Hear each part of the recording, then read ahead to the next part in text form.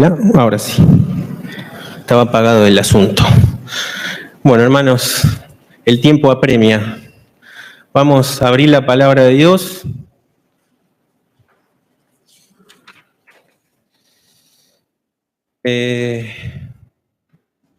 Gracias por las oraciones. No dejo de temblar cuando subo a este lugar, les confieso, ¿no? Hay cosas que vieron que se nos hacen con el transcurso del tiempo fáciles en el ejercicio, ya sea en nuestro trabajo, en el estudio, o lo que sea, pero exponer la palabra de Dios siempre es una responsabilidad y también tiene que ver con lo que Dios hace en la vida de quien se sube aquí, ¿no? Si bien no me pongo, por ejemplo, en nada, y siempre les he dicho que lo importante es su palabra, o sea, el mensaje, porque el que está acá es un vaso de barro. Les agradezco las oraciones para que sea el Espíritu Santo quien me siga capacitando y quien obviamente los capacite a cada uno de ustedes también. Vamos a abrir entonces en la primera carta del apóstol Pablo a Timoteo y vamos a ir al capítulo 4.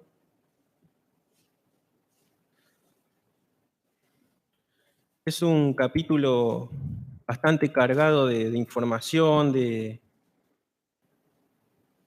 profecía incluso, pero vamos a tomar solamente algunos textos que me habían quedado prendidos, sobre todo una frase del verso 7. Vamos a leer del verso 6, 4, 6, dice: si esto enseñas a los hermanos, serás buen ministro de Jesucristo, nutrido con las palabras de la fe y de la buena doctrina que has seguido. Desecha las fábulas profanas y de viejas. Ejercítate para la piedad, porque el ejercicio corporal para poco es provechoso, pero la piedad para todo aprovecha, pues tiene promesa de esta vida presente y de la venidera. Palabra fiel es esta, y digna de ser recibida por todos, que por esto mismo trabajamos y sufrimos oprobios, porque esperamos en el Dios viviente, que es el Salvador de todos los hombres, mayormente de los que creen. Esto manda y enseña. Hasta aquí nomás la lectura. Timoteo era el hijo en la fe del apóstol Pablo, ¿sí? Y era una persona muy amada por él. Lo quería realmente como un hijo y eso se manifiesta en los escritos de Pablo, no solo en las cartas llamadas pastorales, sino también en las demás epístolas, sobre todo en las partes de salutaciones. Ahí también encontramos este sentimiento que Pablo albergaba por Timoteo. Cuando escribe Pablo esta carta, ¿se acuerdan cómo termina Hechos de los Apóstoles, el último capítulo? Lucas narra que Pablo, ¿dónde termina? Cri, cri. Había estado preso en Cesarea, ¿se acuerdan? 2 años, porque él va a Jerusalén, lo meten preso, queda 2 años, apela ¿a quién? A César. ¿A dónde lo mandan? A Roma. En Roma queda en una prisión domiciliaria, ¿sí? Queda en una casa alquilada donde se le da cierta libertad y ahí está 2 años o 2 años y moneda más, de acuerdo a lo que narra Lucas, ¿sí? Pero se sabe que Pablo es liberado después de esa prisión. Recuerden que en la cárcel en Roma él escribe varias cartas, por ejemplo, Efesios, Filemón. ¿Qué más? ¿Se acuerdan? Bueno, no importa. Escribe varias cartas que realmente uno pensaría que de una prisión nada bueno puede salir. Sin embargo, son cartas poderosísimas, ¿sí? La carta de 1 Timoteo y de Tito es después de cuando termina Hechos de los Apóstoles. Lo liberan a Pablo, hace unos viajes ahí, se cree que pudo haber visitado Éfeso y algunas otras iglesias, incluso hasta llegar a España. Y en esa libertad que él tiene transitoria, escribe 2 cartas, al menos que nos quedan registrados a nosotros. Sabemos que Pablo escribió muchas más cartas que no tenemos hoy, porque Dios lo decidió así. Y es Esta de primera carta a Timoteo, cuando él va a Éfeso, descubre que hay problemitas en esa iglesia, ¿y a quién deja allí? A Timoteo. Y le rogó a Timoteo, si ustedes van a al primer capítulo, en el verso 3 dice, como te rogué que te quedases en Éfeso. Lo que indica que hubo cierta resistencia de Timoteo a quedarse en esa iglesia. ¿Sí? Si hacemos un poco de reconto de cómo es la fundación de esta iglesia, esa ciudad de Éfeso era una acrópolis, había un culto pagano a Diana, y realmente había mucha inmoralidad sexual, idolátrica e incluso ocultismo. Cuando la iglesia se convierte, es tan poderoso el mensaje del Evangelio que ¿qué hacen? Una fogata ¿con qué? ¿Con libros de qué? De magia. No eran los trucos de Copperfield, no, era magia, o sea, eran cosas oscuras, era ocultismo, ¿sí? Y tal es así el poder de la palabra de Dios, cómo puede transformar solamente la palabra de Dios y el Evangelio puede transformar, que ellos hicieron una gran fogata de esos libros cuyo valor era inalcanzable, era un valor extraordinario y lo narra también Lucas ahí. Hay tal poder de Dios ahí que hay muchos hermanos que se convierten, pasan de muerte a vida y sus vidas empiezan a cambiar. Y tal era el cambio que se vio afectado el negocio de quienes hacían, ¿se acuerdan? Estatuitas de Diana.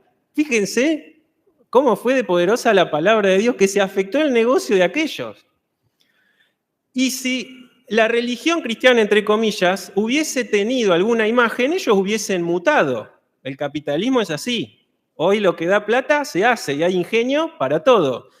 Pero la religión cristiana tiene alguna imagen a la que se venera o algún talismán. No. Entonces se vio involucrada su oficio y su ganancia y se arma tan alboroto que después Pablo tiene que irse de ese lugar.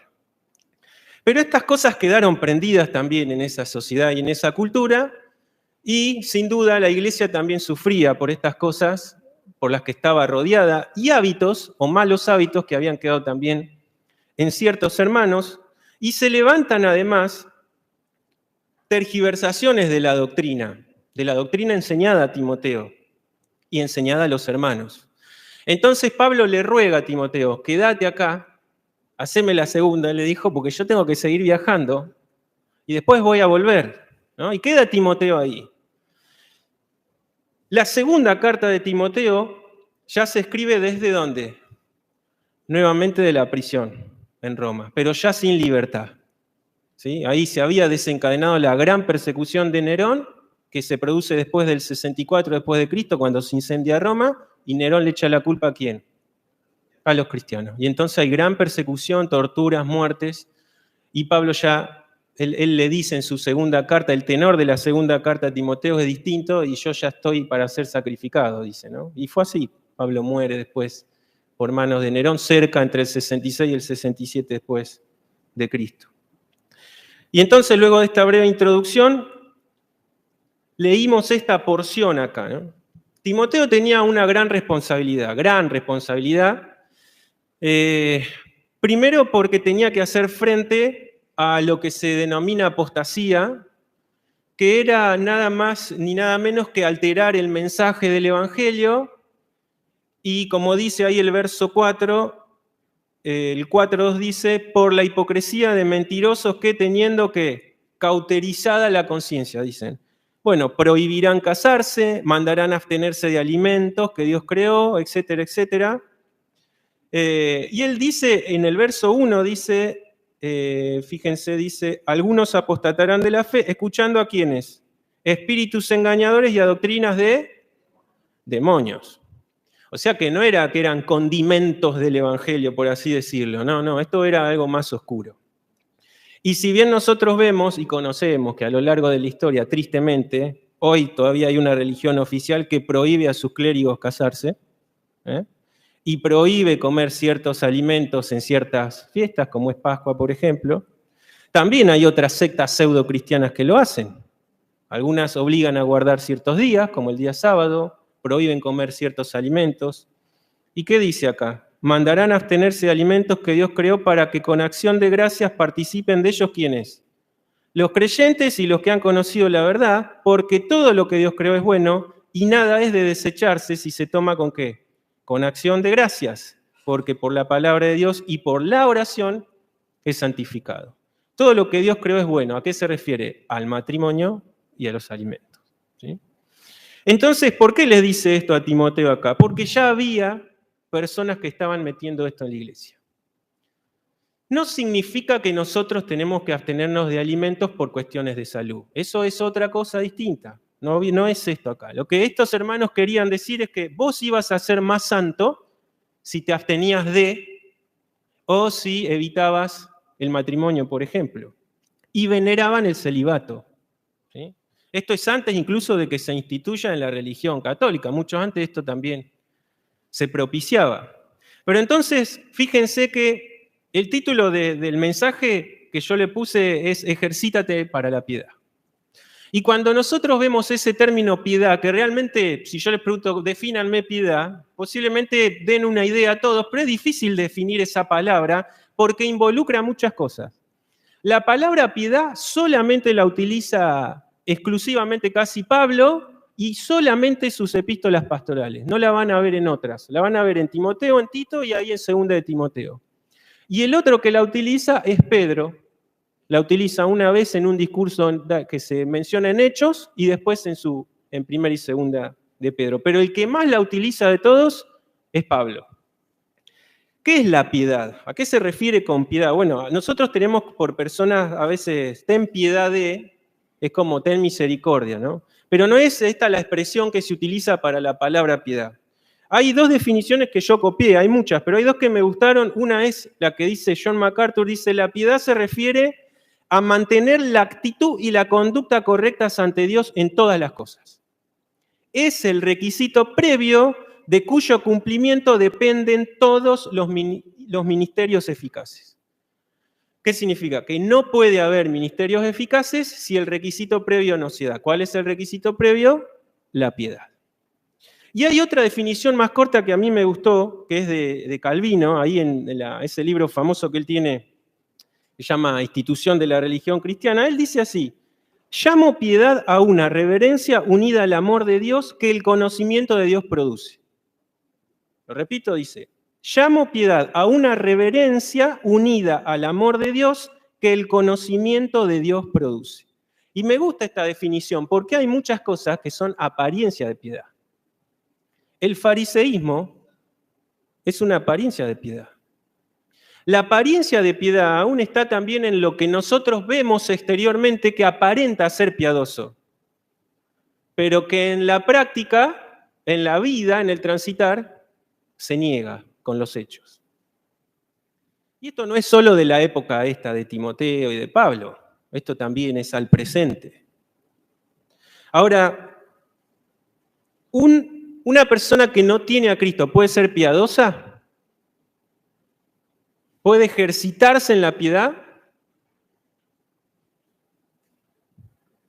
La respuesta es no. Porque el ejercicio de la piedad solamente lo pueden ejercer ¿quiénes? Los hijos de Dios. No porque tengamos alguna coronita especial dada por Dios, sino porque en nosotros se nos derramó ¿quién? El Espíritu Santo. Solamente aquellos que comprendieron el mensaje de la piedad, de Dios manifestado en carne, tienen la posibilidad de ejercitarse en la piedad. Todo lo demás es religión, es fariseísmo, ¿sí? Solamente nosotros tenemos este privilegio del ejercicio de la piedad. Ahora, fíjense, porque Pablo muchas veces utiliza esto de lo que se llama la analogía del entrenamiento físico. Ahí la palabra ejercítate, de esa palabra griega viene la palabra gimnasia o gimnasio, ¿sí? Entonces, como en la época de Pablo y Timoteo, los griegos tenían esto del ejercicio físico muy en estima, incluso la palabra gimnasio originalmente significaba entrenar desnudo, ¿sí? Que era como entrenaban ellos, con muy poquita ropa, ahí tapaban lo necesario y no dejaban que nada les genere peso y así entrenaban. fortalecían su físico, lo ponían a prueba. Vamos a leer ahí también una analogía conocida en 1 Corintios, rápidamente. 1 Corintios, capítulo 9, del 24 al 27. Dice, ¿no sabéis que los que corren en el estadio todos a la verdad corren, pero uno solo se lleva el premio? Corred de tal manera que lo obtengáis. Todo aquel que lucha, de todo se abstiene. Ellos a la verdad para recibir una corona corruptible, pero nosotros una incorruptible.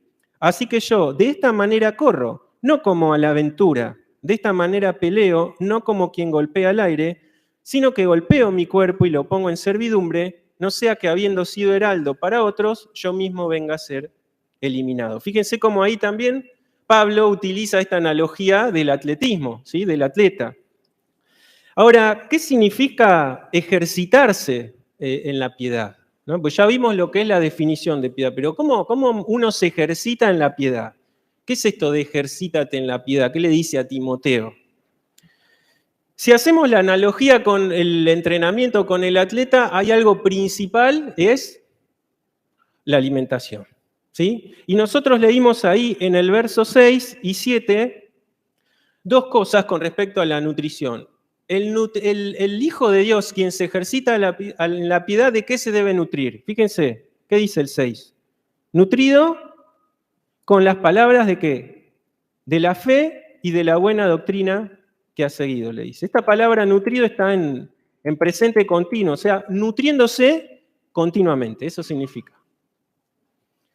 Un hijo de Dios que debe ejercitarse en la piedad tiene que nutrirse continuamente de la palabra de Dios. Y siempre está esta analogía de que si nosotros alimentamos nuestro físico todos los días, por la gracia de Dios, todos los días alimentamos nuestro espíritu.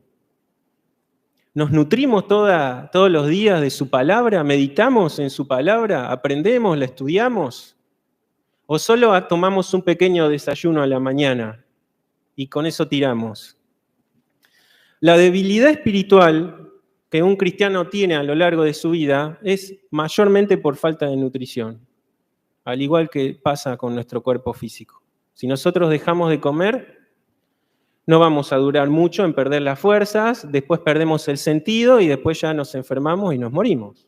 Es así. Nuestro cuerpo requiere nutrientes para vivir. Nuestra vida espiritual también, para el ejercicio en la piedad, necesita alimentación. Hay cosas que encarecidamente, como dice también su palabra, como el niño desea que la leche materna, como un bebé toma la leche del pecho de su mamá, que necesita únicamente la leche para vivir, así nosotros tenemos que ansiar su palabra. Pero también hay cosas que el atleta se debe que restringir, hay cosas que el atleta no debe comer. Y acá le dice, ¿qué es lo que tiene que desechar Timoteo? Dice, desecha fábulas o mitos, se puede traducir también, mitos profanos y de viejas. ¿No? No es porque habría cierta discriminación a las viejas, en realidad esa palabra es una expresión sarcástica. ¿Sí? Ellos, los griegos, decían esta expresión para personificar a personas que hablaban cosas sin sentido o que tenían que ver incluso con fábulas directamente, ¿sí? Con cosas que no tenían ningún tipo de asiento verídico. Esto hoy se da también en muchas provincias, incluso, ¿quién no ha escuchado historias de sus abuelas? ¿No? Incluso, a ver, en el ambiente cristiano se han filtrado talismanes, entre comillas, ¿no? ¿Quién decía que para no tener pesadilla había que poner la Biblia debajo de la almohada, por ejemplo? No sé si lo han escuchado, pero... y cosas así semejantes, o los valores talismanes que les daban, por ejemplo, el agua bendita. ¿De dónde? Que no es solo para los católicos, hay religiones evangélicas que también, ¿no? Le dan poder a ciertas cosas que... Y así lo mismo pasó incluso con la cruz. El símbolo de la cruz también se tomó como algo que podía tener poder en sí mismo, ¿no? Y estas cosas fueron arrastrándose de algún tiempo atrás, de doctrinas paganas, de también el politeísmo. Y entonces no le dice a Timoteo que se ponga a debatir sobre esas cosas, no, directamente en la vida del atleta hay cosas que hay que desechar, listo, punto, se desecha, se desestima. No se lo tiene ni siquiera en consideración. Y hoy estamos viendo también, si bien estas palabras que le dice acá Timoteo son en menor escala de lo que leímos antes, que son las doctrinas de demonios, obviamente esto igual no está influenciado por la luz de Dios, son cosas igual que no son de Dios. Pero hoy estamos viendo también resurgir de pensamientos, incluso dentro del cristianismo, peligrosos. Ustedes leen la carta a los Gálatas, que es una carta que Pablo arranca directamente con una guadaña, que le dice, estoy sorprendido, ¿no? Poco más le dice tontos en algunas traducciones, porque de una forma tan rápida habían mutado, cambiado la verdad del Evangelio por la mentira, ¿no? Y habían escuchado a quienes, a personas que decían que al Evangelio de la gracia había que agregarle ¿qué? Obras. Y si es por gracia, no puede ser por obras. Y si es por obras, no es por gracia. No es una contradicción en sí mismo. Pero estos hermanos habían caído así, hermanos. Hoy mismo también están surgiendo de nuevo movimientos que quieren a los cristianos que vivimos por gracia llevarnos a la obediencia de rituales, de prácticas, de vestimentas, de guardar días. Por eso es que la vida de piedad no es un escalafón al cual uno llega con los años y ahí se queda y nadie lo baja. La vida de piedad es una vida continua. Y el ejercicio de la piedad no es para los maduros en la fe. Desde que uno nace de nuevo en Cristo Jesús, empieza el ejercicio de la piedad. ¿Hasta cuándo? Decía mi hermano Dani, compartía que había proyectos en su amigo, ¿no? Y de un día para el otro, el Señor se lo lleva. Cuando hay proyectos, eso también forma parte de la vida de piedad. O sea, nosotros desde que tenemos a Cristo en nuestro corazón, debemos ejercitarnos en la piedad hasta el día que seamos llamados a su gloria. Debemos ser atletas en Cristo siempre. Es un mandamiento que no pasa de tiempo, que no es solo para una generación o para un nivel o para el pastor de la iglesia. La condición para ejercitarse en la piedad es tener a Cristo y haberlo recibido como Salvador. Ahora dice que deseche esas fábulas y esas que son profanas. Todo lo profano es lo contrario a lo santo. Y de viejas, ¿sí? O sea que no hay fundamento en eso. Y dice, ejercítate en la piedad. Y es imperativo y es presente continuo. Es decir, ejercítate continuamente en la piedad, le dice a Timoteo.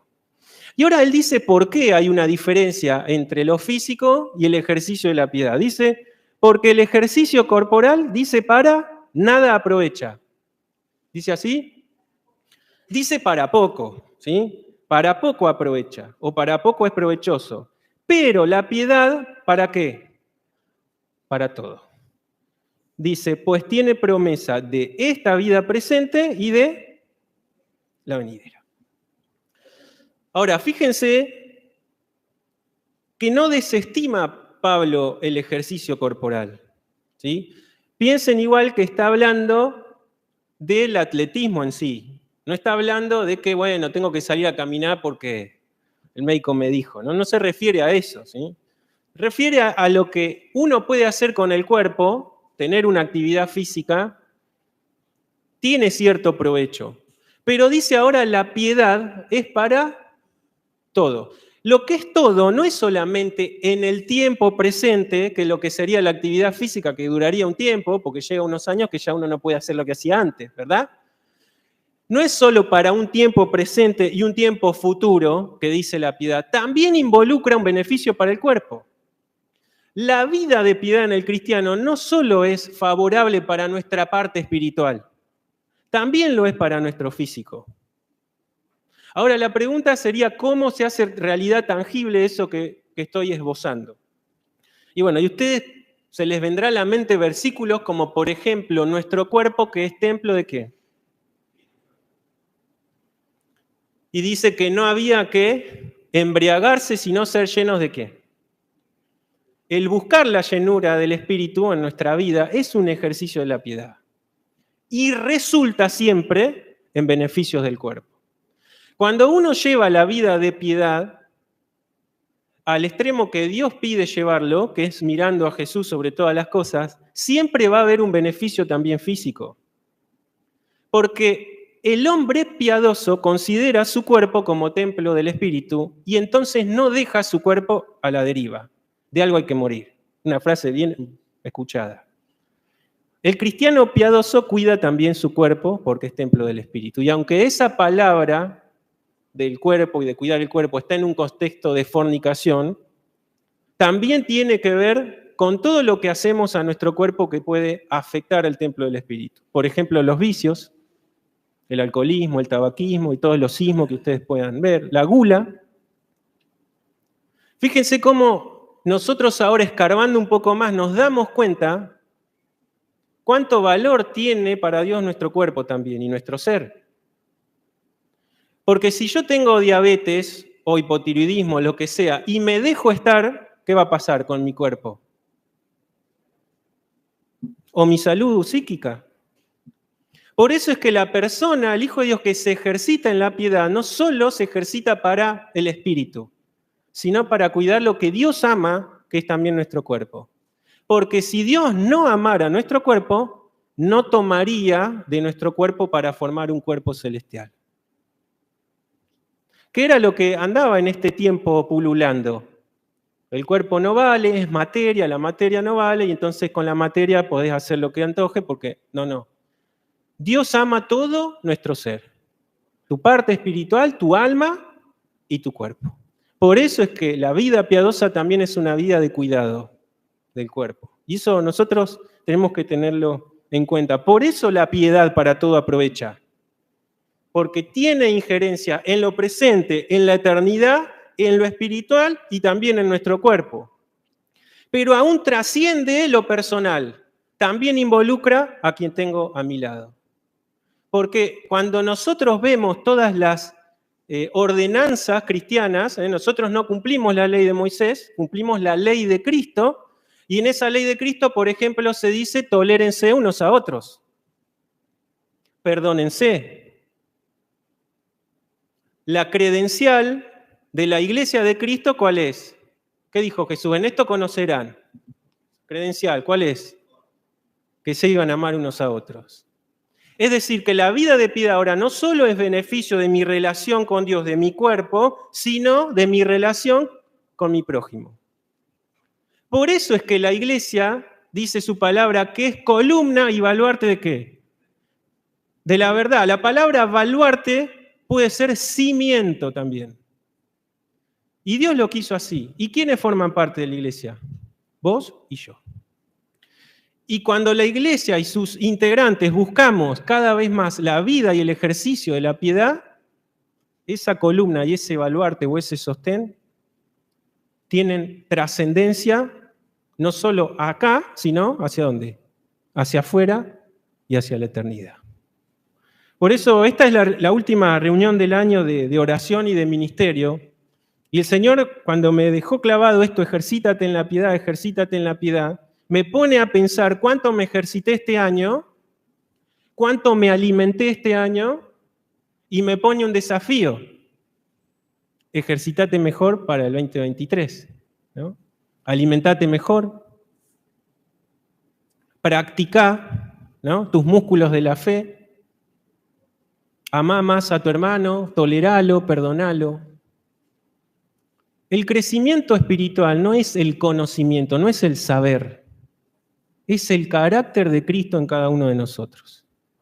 Y entonces una persona piadosa tiene el carácter de Cristo. Inevitablemente conoce de Dios porque estudia su palabra. Pero puede haber conocimiento en una persona y no tener vida de piedad, o no haber crecimiento espiritual y ser un niño. Por eso es que la vida de piedad no es estanca. Hoy podemos estar allí y mañana allá abajo. Por eso se nos dice que estemos velando, y esto es continuo. Carlitos oraba porque no desconocemos las acechanzas del enemigo, ¿no? La imagen del león rugiente, ¿saben cuál era la imagen del león en el circo romano? ¿Por qué rugía el león en el circo romano? Porque había presas fáciles. Le llegaban al circo y se las comía.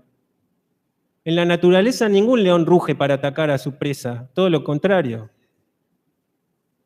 Satanás está así.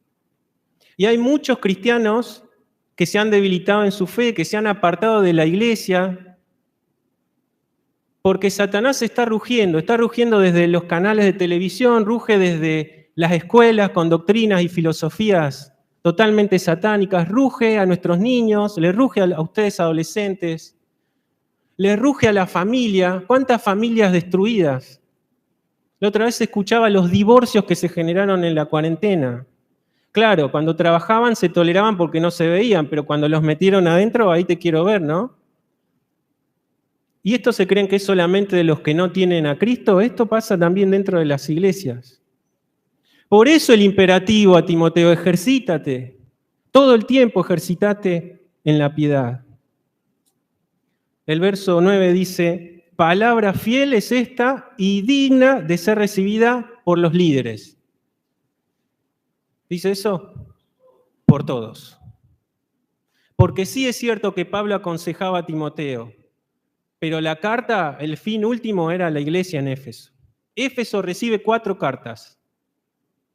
La carta de Efesios, 1 Timoteo, 2 Timoteo y la carta de Juan. Escribe al ángel de la iglesia. El fin último siempre no son los líderes, somos cada uno de nosotros. Líderes entre comillas, porque esa palabra no está en la Biblia. Servicio es la palabra, siervos. Hay siervos con más responsabilidad que otros.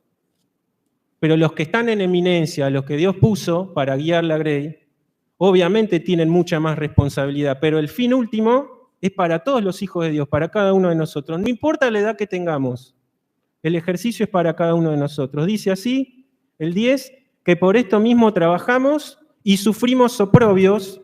¿Por qué? Porque esperamos en el Dios viviente, que es el Salvador. Lo que nosotros, acá hay otra cosa que no quería dejar pasar, y es que la práctica de la piedad nunca promete prosperidad. Cuando a vos te prediquen un evangelio de prosperidad, es anatema, es de desechar, es maldito, es para ser quemado. Porque Jesús nunca prometió a los suyos que todo les iba a ir bien por seguirlo a Él. En el mundo van a tener aflicciones. Y se los dijo incluso antes de que Él muera y resucite. ¿Pero qué les dijo después? Confíen porque yo he vencido al mundo. Ahí en 2 Timoteo 3:12 dice, y también todos los que quieren vivir piadosamente en Cristo Jesús padecerán persecución.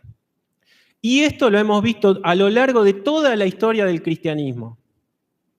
Por eso alguien dijo, si alguien quiere una religión cómoda, no elija el cristianismo, elija otra cosa. Porque el verdadero cristianismo lleva a la negación del yo, para que Él se siente en el trono. ¿Y eso saben qué indica? Que va a haber conflictos con tus compañeros de escuela, con tus vecinos, con tus jefes, con tu familia que no conoce a Cristo. Y aún saben con quién, con el Estado. Porque la iglesia no se debe al Estado. La iglesia la compró Cristo con su sangre y es de Cristo. Pero el Estado, a lo largo del tiempo, ha impuesto normas, las seguirá imponiendo al punto de que muchos hoy, cristianos, hermanos nuestros, son perseguidos por el Estado. No pueden tener una reunión abiertamente como nosotros, se juntan en secreto a orar y a estudiar la palabra. La piedad nunca promete prosperidad material, ni tampoco completa libertad física y a veces de tránsito en el lugar donde estamos. Hay hermanos que no la han pasado bien y sin embargo han sido piadosos al punto de dar su vida por Cristo. Por eso hay inscripciones que todavía duran en la entrada del circo romano que dice, en Cristo, en paz. ¿Por qué alguien que va a ser degollado, decapitado, muerto por una fiera puede escribir eso en una pared? Solamente porque experimenta la gracia de Dios en su vida, solamente porque se ha ejercitado en la piedad y conoce, como dice Pablo acá, todo lo que nosotros vivimos de la piedad y nos esforzamos y trabajamos y sufrimos, es porque nuestra fe está depositada en el Dios viviente. Y como es un Dios viviente, también es vivificador. ¿Cuántas fuerzas te han faltado en este año? ¿Y cuántas quizás nos faltarán el año que viene? No sabemos.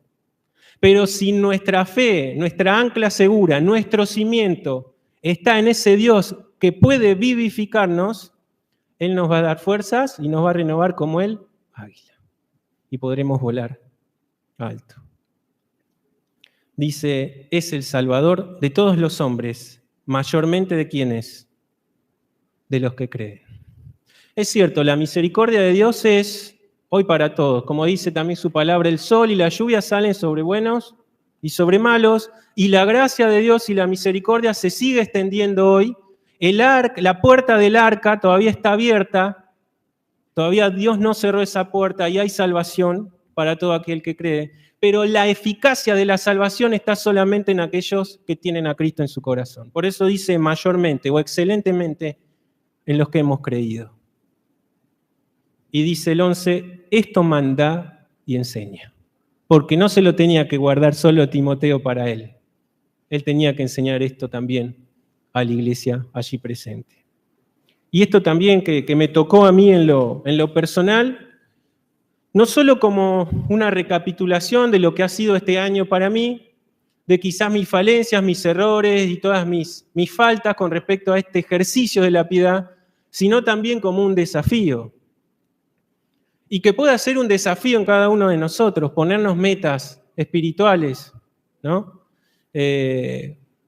Ponete metas en la lectura de la Biblia, léetela el año que viene, léetela de tapa a tapa. Hay lecturas cronológicas, hoy tenemos a disposición un montón de material que si no tenés dinero no importa, lo tenés en un celular.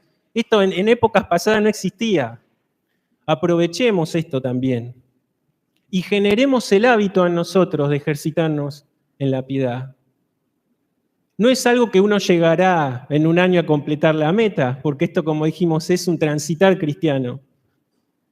Pero quiere el Señor que nosotros crezcamos en Él, ejercitados en la piedad, ejercitados y fortalecidos en ese Dios vivificante. Que Dios te bendiga, hermano, hermana, y que este año que va a comenzar, Dios mediante pueda ser de gran bendición para cada uno de nosotros. En la vida personal de cada uno, en la familia y también como iglesia. Que podamos orar, doblar nuestras rodillas para trabajar. Más adelante Pablo le dice a Timoteo, no descuides el don que hay en ti, porque esto es parte de la vida de piedad. Hay muchos jovencitos acá. Si ya descubrieron su don, no descuides el don que hay en ti. Pero no es para ellos, es para mí también, para los grandes también, porque el don no se entierra, se hace producir porque el dueño del don va a venir un día y nos va a pedir cuentas de lo que hicimos con lo que Él nos dio. Que pueda ser un año de bendición, de crecimiento y que podamos tener esta credencial, que vean los de afuera, que nos amamos los unos a los otros. Oramos para terminar, Señor. Te agradecemos porque, como hemos cantado, hemos visto tu fidelidad en este año, Señor, en cada una de nuestras vidas. Hemos visto la paz que tú nos puedes dar en situaciones difíciles. Hemos visto cómo tú nos levantas, Señor, cuando tropezamos, cuando pecamos, cuando no sentimos nada. Tú nos restauras, nos das valor, Señor, nos restituyes, nos usas para tu gloria. Gracias por Jesucristo, gracias por ese sumo sacerdote que se compadece de nuestras debilidades, Señor. Y gracias porque tú eres un Dios vivificante para cada uno de nosotros. Señor, ayúdanos a ejercitarnos en la piedad. Ayúdanos a poder ser llenos del Espíritu Santo, que Él nos guíe a toda verdad, que podamos escuchar su voz, que podamos caminar, Señor, mirando a Jesús. Gracias por tu amor. Lo pedimos en